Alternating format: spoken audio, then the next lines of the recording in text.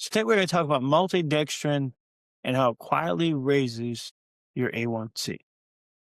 So here's something that most labels won't tell you. It could state that it's all natural. It could say it's sugar free, and can state that it's plant based, but it doesn't tell you that it could impact your glucose.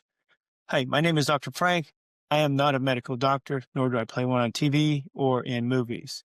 In addition, I'm not offering you medical advice. I'm just giving you from my experience and from what I've read. Always consult your medical professional before you proceed. So again, how does maltodextrin quietly increase your A1C? So why does it compare? Why this comparison matters. See, not all sweeteners behave the same in your body. Some raise glucose fast, others raise it slowly, and some barely at all. So your A1C is not shaped by promises on a label. The promise on a label can say sugar free, but if it has maltodextrin, it can impact your glucose. Um, as noted already, maltodextrin is often plant-based, which makes it sound harmless, but metabolically, it's one of the fastest acting items that you could consume, considering your glucose. I've heard many say to me, but it's all natural. Sure it is. Or sure it could be if it's plant-based, but it has a glycemic index often well over 100, and 100 is what the measuring is for standardization. It raises glucose rapidly. It's commonly used as a filler or carrier. It's frequently hidden under natural ingredients. The anchor line is this: kind of consider it. It doesn't taste sweet, but your blood sugar knows it's there.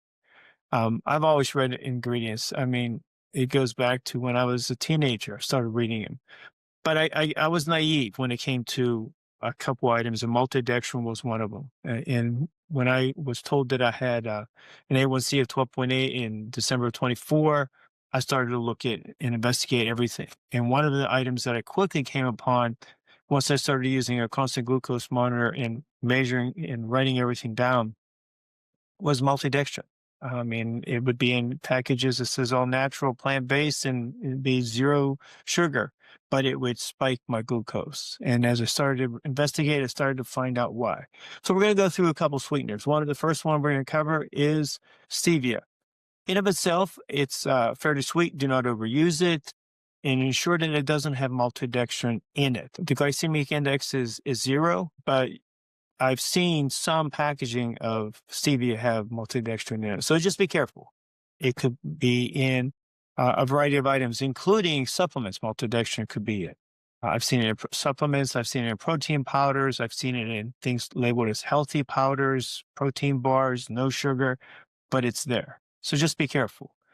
Like I said, stevia in of itself is fairly sweet, so don't overuse it. It could have an aftertaste if you have too much in there, or if it's a low quality stevia. Monk fruit, glycemic index of basically zero. It's naturally sweet and has, for most people, does not have a glucose increase. It doesn't impact it, but just be careful. Again, I've seen it mixed with erythritol, or maltodextrin, and so you can have various results because of it. Monk fruit in of itself is gentle, but fillers could impact the outcome. So just be careful. Sugar. Sugar, we know it as sucrose. It's basically what I've read is half glucose and half fructose, glycemic index of 65 on the scale, which is lower than maltodextrin, but is still meaningful and still will impact your A1C, especially if you use too much of it. And which is why people will look to and say, and they'll say, well, they'll look at a package and say sugar-free, but it's maltodextrin, and maltodextrin is the item that can impact it. Dextrose or glucose itself, as far as the measuring, is 100 on a glycemic index. Immediate glucose spike is often, you'll see it in sports products, sports drinks, and things like that. So just be careful. So as I keep comparing it to, maltodextrin can behave just like dextrose or glucose. Fructose is next on my list, and the glycemic index is 20 to 25, give or take, depending on what scale you're looking at. The increase is lower as far as the glucose rise, and it might not be as fast, but keep in mind that it can impact it. It's specifically low over time. And just because it has a low glycemic index doesn't mean that long term it will not impact you. So just keep that in mind. Honey, there's many forms of it. We're not going to go into the medicinal sides of honey and things like that. On a scale, it's 50 to 65, depends. It still has a glycemic index impact. I'll put it that way. So it's again, the index is 50 to 65.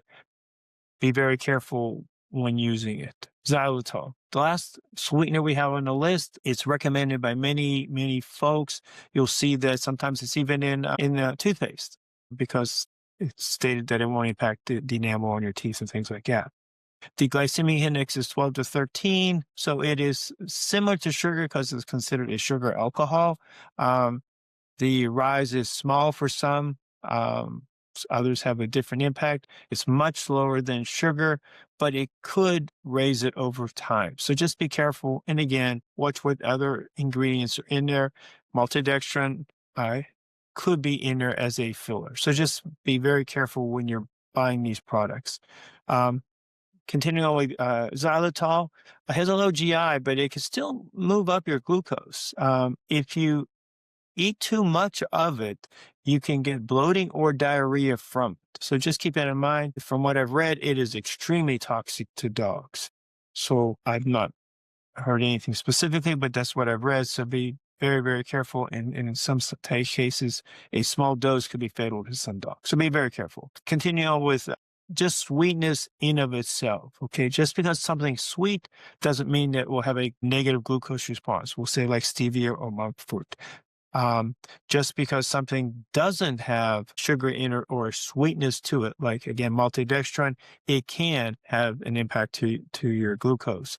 But just because something is natural or listed as plant-based or it's listed, it could have a metabolic impact. And again, it's maltodextrin. So as some will say, xylitol is far better than sugar for glucose control.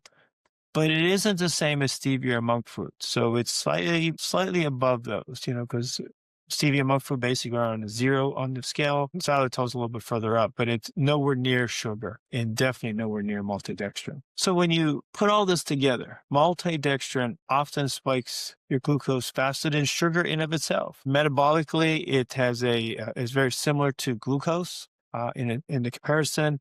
And the thing about it is, it's often, there are many times that I've read labels that it's in labels that will be state sugar-free, but it's in there and it'll have the same impact. And people do not realize that that might be what's causing their glucose spike.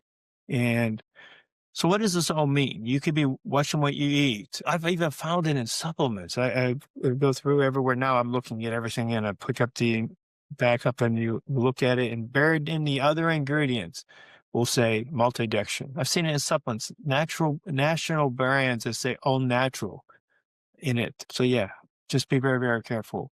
So you can eat clean, as the word goes, but still be struggling with your A1C. So just understand that it's our duty to take care of our body. It's our duty to watch. At least that's how I consider it. And to keep repeating something, it could be all natural, but doesn't necessarily mean that it's good for your glucose control.